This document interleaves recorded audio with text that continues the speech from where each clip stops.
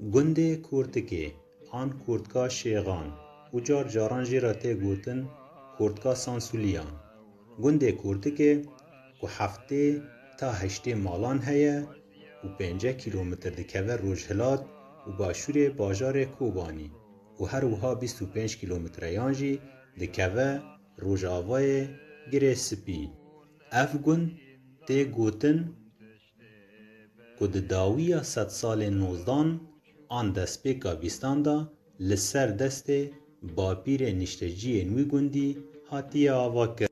تیوه واتهه که گندی نوی گندی همی خزمو و پسمامن. بری قیرانا کل سوریه و روش آوای کردستان دست ببکه وک پرانیا گندن کوبانی گندی نوی گندی جی دبارا جیانا خواه بخوادی کرنا آجلان و بچاندنیا دخل و رزان دکرن. دبیجن وقت بوشتا آن وقت والا دا میرن وی گندی پرانی وان جنیچره کیرگان آن کفروشکان حزد کرن و جنین گنجی پرانی وان وقت خوابچین و تنتنه و قنویچان در واسطه کرن.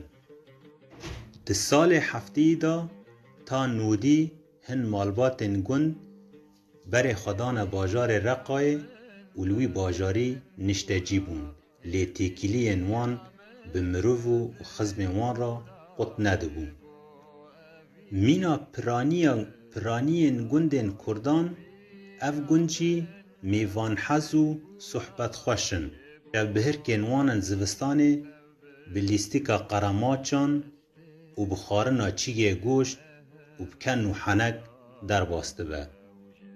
لینها جبر روشا آبوری اف گند جسر سدی مروف دکاره ببیجه هفته تا هشتی لدروی ولات جیان دکن و پرانی آوان لباشور کردستانه و بشکی هندکشی جی درکتنه ولات اروپا.